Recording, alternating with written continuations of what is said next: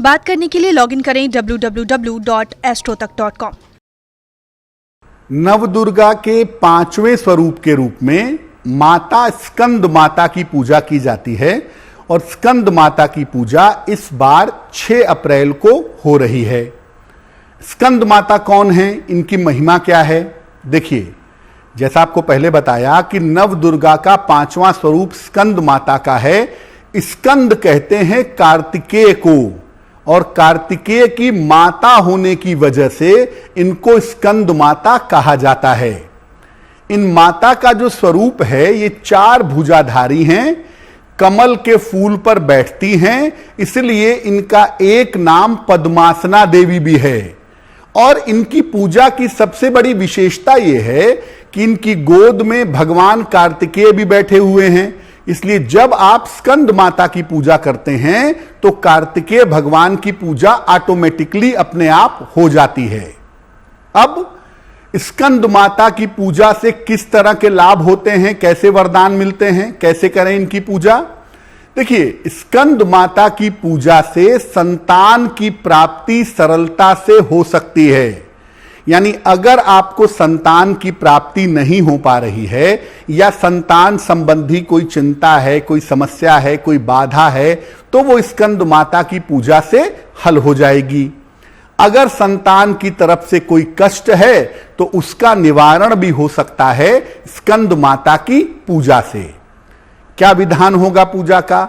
जब आप स्कंद माता की पूजा करेंगे तो उन्हें पीले फूल अर्पित करेंगे और पीली चीजों का भोग लगाएंगे। अगर आप पीले वस्त्र धारण करके इनकी पूजा करें तो पूजा के परिणाम बहुत शुभ होंगे। तो आप पीले वस्त्र पहनकर, पीले फूलों से, पीले मिठाई से स्कंद माता की पूजा करें और इसके बाद संतान संबंधी जो आपकी प्रार्थना है वो प्रार्थना आपको करनी चाहिए। अब देखिए, अगर पति पत्नी एक साथ पूजा करें स्कंद माता की तो उनको संतान की प्राप्ति आसानी से हो सकती है। यानी अगर संतान की प्राप्ति होने में दिक्कत आ रही है तो आप स्कंद माता की पूजा पति पत्नी एक साथ मिलकर के अगर करें, देवी के 5वें स्वरूप की पूजा अगर एक साथ मिलकर के करें तो संतान की प्राप्ति आसानी से हो जाएगी। और मान लिया संतान है, संतान से जुड़ी हुई कोई समस्या है, संतान की उन्नति नहीं हो रही, संतान के स्वभाव की दिक्कत है, तो इस तरह की समस्या भी स्कंद माता की पूजा से दूर हो जाती है।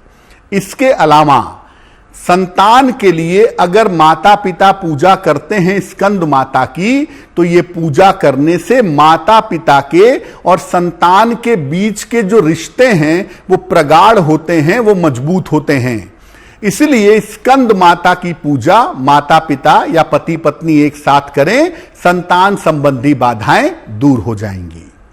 वैसे तो आप पीला प्रसाद या पीली मिठाई या पीले फूल से माता की पूजा कर सकते हैं, लेकिन नवरात्रि में हर देवी का एक विशेष भोग होता है।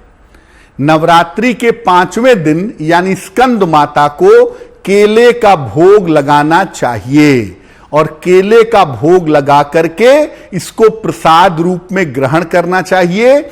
केला इस दिन का विशेष भोग होता है, विशेष प्रसाद होता है। इसको भोग लगा करके प्रसाद रूप में ग्रहण करने से संतान की बाधाएं भी दूर होती हैं और जो स्वास्थ्य संबंधी बाधाएं हैं वो भी निश्चित रूप से समाप्त हो जाती हैं।